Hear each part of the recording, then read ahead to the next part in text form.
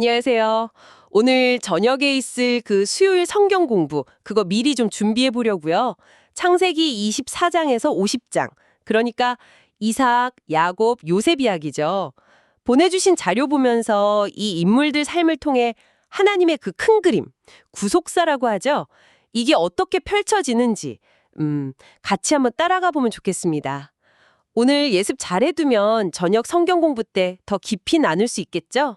네, 맞아요. 이 사람들 이야기가 참 인간적으로는 약점도 많고 그런데 그럼에도 불구하고 하나님이 신실하게 언약을 끌고 가시는 걸 잘 보여주죠. 보내주신 자료들이 딱 그 구속사 관점. 다시 말해서 인류를 구원하시려는 하나님의 그 큰 흐름 속에서 이 사건들을 해석하고 있더라고요. 이게 그냥 옛날 이야기가 아니라 어쩌면 지금 우리의 신앙 여정하고도 딱 연결되는 지점들을 발견할 수 있을 겁니다. 네, 좋습니다. 그럼 이삭부터 시작해 볼까요? 이삭은 뭐 약속의 아들이고 모리아산 사건도 있지만 근데 또 그랄 땅에서는 아버지처럼 아내를 누이라고 속이잖아요. 이런 연약함이 반복되는 게 구속사적으로는 어떤 의미가 있을까요? 그거 흥미로운 부분이죠.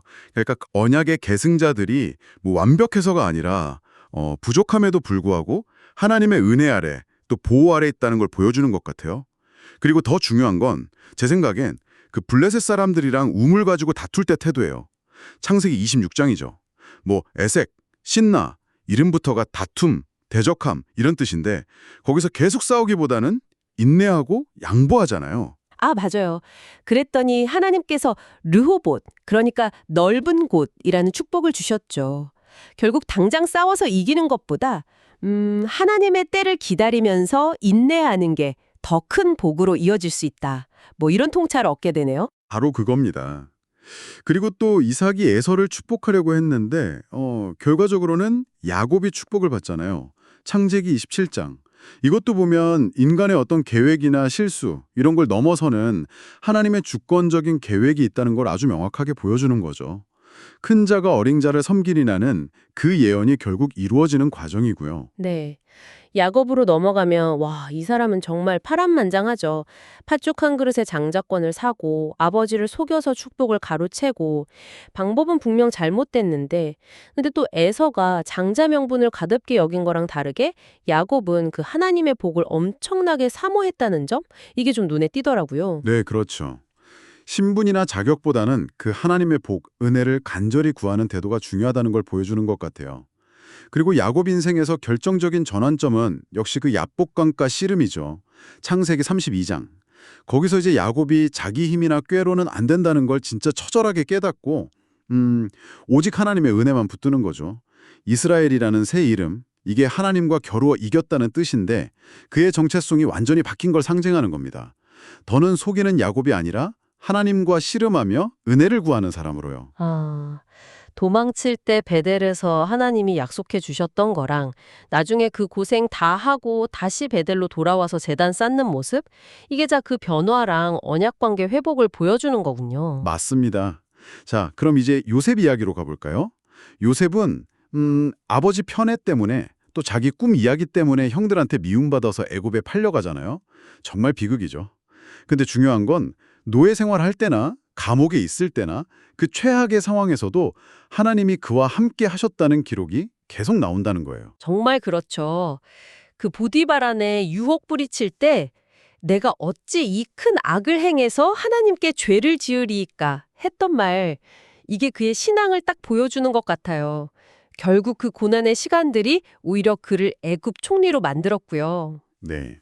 그리고 요셉 이야기의 진짜 핵심은 제 생각엔 그 마지막 해석이 있어요. 형들한테 그러잖아요. 당신들은 나를 해하려고 했지만 하나님은 그걸 선으로 바꾸셔서 오늘처럼 많은 사람의 생명을 구원하게 하셨다고요.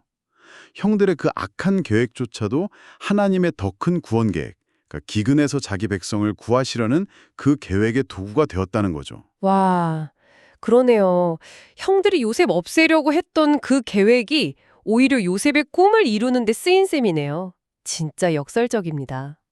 오늘 이렇게 이삭, 야곱, 요셉 쭉 따라와 보니까 참 흠도 많고 실수도 많은 사람들이었는데 이런 사람들을 통해서도 신실하게 당신의 구원 계획을 이루어 가시는 그 하나님의 섭리가 더 분명하게 보이는 것 같아요.